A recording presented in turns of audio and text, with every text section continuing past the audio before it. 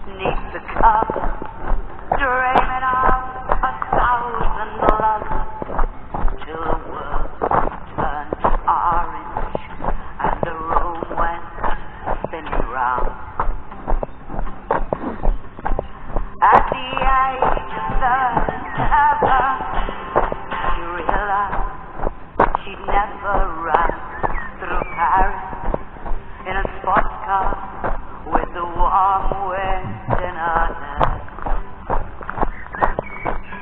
So she lets the phone keep ringing as she sat there softly singing pretty nursery rhymes she'd memorized in her daddy's easy chair.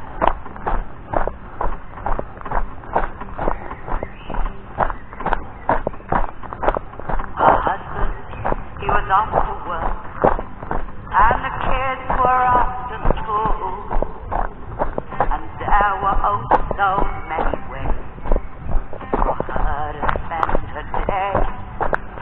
She could clean the house for hours, or rearrange the flowers, or run naked through the shady street, screaming all the way.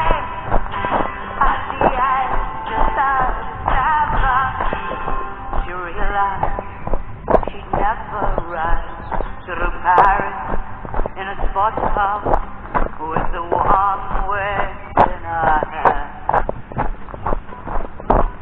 So she let the phone keep ringing, and she sat there softly singing pretty nursery rhymes she'd memorized in her daddy's easy chair.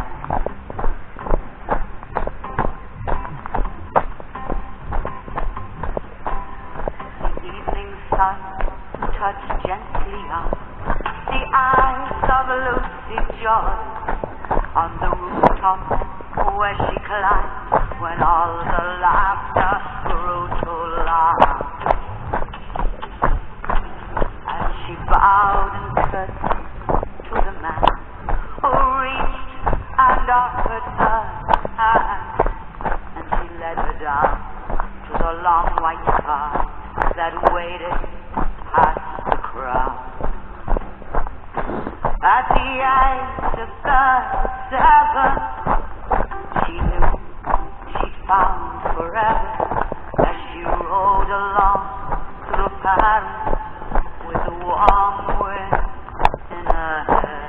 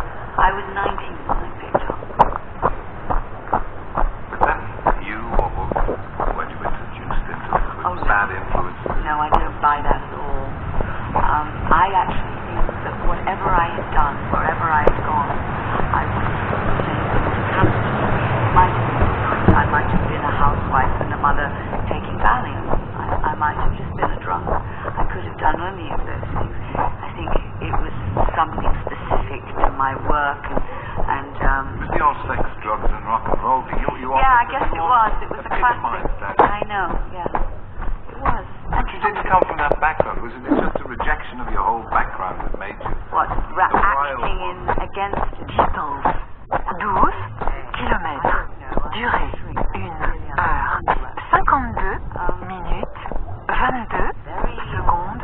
Rythme 9 minutes 13 secondes par kilomètre. 1038 kilocalories brûlées. Excited by it, and in the very beginning I had some great times. I really did. I was going to ask, there must have been good times. Oh, yeah. What do you remember anything particularly as happy times? I remember the summer of love and all that stuff. It was wonderful. London was very exciting. There was a lot happening. A lot of people came to live in London at that time. Writers, painters, and photographers. But it was all terribly self-indulgent. It was very narcissistic and wrong, but it was great fun too. And then, of course, it had the downside of the It drugs did, yeah. and the drink. And you've given up the drugs now I 4 just years. got my 4-year anniversary last month. And I know from talking to people who are alcoholics and drug takers, it's not something you can say, I'm going to give them up for another 4 years, is it? No, it's a day at a time, yeah. What finally convinced you on the error of your ways? Well, I didn't have anything left anymore. I'd got to the end of it, you know. I couldn't take it any longer.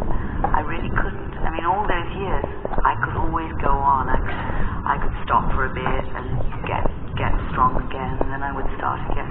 But in the end, it was in 1985, I had come to the end of my rope. I couldn't live like that any longer. Was there any one incident? I guess there was, yes. I took an overdose and my heart stopped and I broke my jaw. But I guess my heart stopping was the big thing, because I think I must have gone right out at that moment. But in the 60s, remember in Australia when you took an overdose, you were supposed to, was that a suicide attempt? I didn't realize it at the time, but I think now, having looked at that stuff again when I was in treatment and in therapy, it was quite obviously a suicide attempt. But it didn't stop you then in the 60s? I didn't think I could stop. In that time, in the 60s, I didn't understand that it was possible to be an addict and an alcoholic and not use drugs and not drink. I didn't know that until 1985 when I actually got help. You went to America, and I think, if I remember right, you spent a couple of years on the streets, just living... No, I lived on the streets in London. That was in 1970-71, yes. I did go home to my mother's occasionally to have a bath and get something to eat. So maybe I wasn't quite as on the street as some of the people I knew. But I did that because I wanted to do it. It was a way for me of recovering something I needed to do. I always, when I talk about this, and I do talk about it quite a bit because it was such a big experience for me, what I liked about being on the street was it was anonymous. Nobody knew me. Nobody cared. And I made friends there. They were really nice, you know. But you were running away. Of course, yeah. Did you ever feel you weren't going to make it? Did you ever feel? I hoped I wouldn't make it. I mean, at the time when I was living on the street, I also became very anorexic. And when I look back now, I can see that I just wanted to fade away. I didn't want to come back. I was surprised when finally in 1985 I took this overdose and my heart stopped. And the thing that came to me at that moment was that I wanted to live and I wanted to stay and I wanted to do what things I'm doing. And nobody could have been more amazed than me.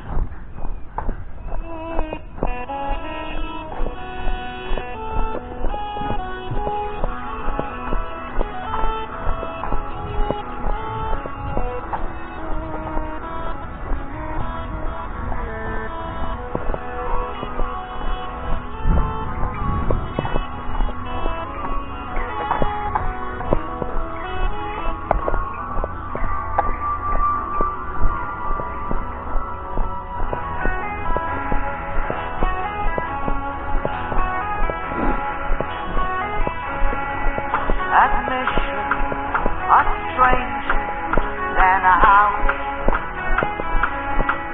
My karma turn you want.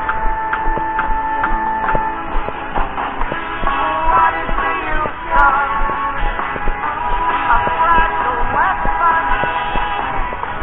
What is the use of a fragile weapon?